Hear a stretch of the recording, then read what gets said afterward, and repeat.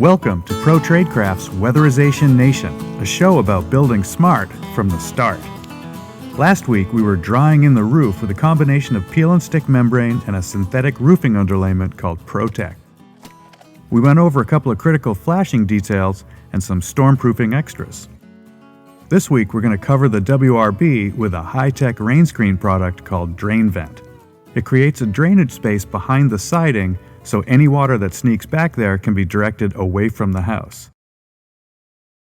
The WRB provides a drainage plane to shed liquid water, and the DrainVent Rainscreen creates a gap between the siding and the WRB so that water drops out of the picture. Installing siding tight against the WRB can trap water, causing the siding to fail early, and it can push water through any minor holes in the weather barrier. Fortunately, when the water seeps into the ground, it'll be carried away from the house by a well-crafted footing drain that we covered in episode 2. The facing is a filter fabric that can act as a mortar stop, as explained in the ProTradeCraft demo house at the International Builders Show. So what that filter fabric does is in the cases of stone and stucco, this will serve as that intervening layer. So typically you're installing your weather barrier first and then some sort of intervening layer, whether that's typically a black paper, or in this case this will serve as that secondary layer. And what that filter fabric does is ensure that no mortar infiltrates through into the honeycomb, into the entangled mesh, in order to ensure you get that proper drainage and drying that you're after. At the bottom of the drain vent, fold the flap up and under the mesh to prevent any bugs from moving in. With the home wrap doing double duty as an air barrier and an extra rain screen layer, the durability of this wall is nothing to bark at.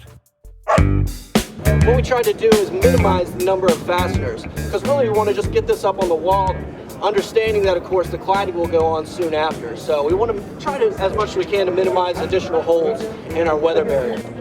So what the installation guidelines call for is fastener at the top, towards the bottom, and one in the center, every other stud. But before fastening the drain vent, it needs to be positioned. Snap a line 48 inches above the bottom of the house wrap to keep it level.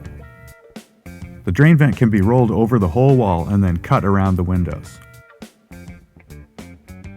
When they get to the door, they cut the roll, smooth the drain vent over the wall, and staple it into place.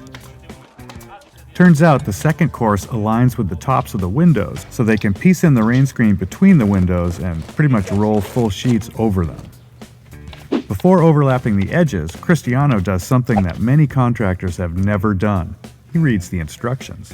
In them, he verifies that fasteners should be kept away from the windows and doors. 6 inch out of the windows, bottom of the windows, and on the bottom of the plate, 6 inch. Keeping fasteners back from the windows and doors eliminates a lot of holes in the critical flashing tapes.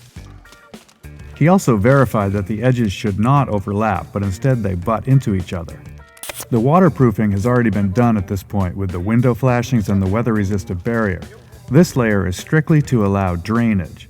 Overlapping the edges would create a hump that would make installing the siding difficult. The bottom flap folds down, but it's really only important if using stucco or lick-and-stick stone veneer.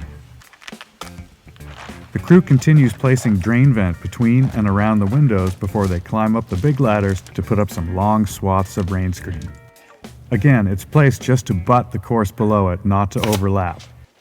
The seams do not need to be taped unless you're using stucco for siding, in which case the vertical seams would need to be taped. Next week we're going to wrap up Season 1 of Weatherization Nation with some blower door directed air sealing and a quick recap of the season.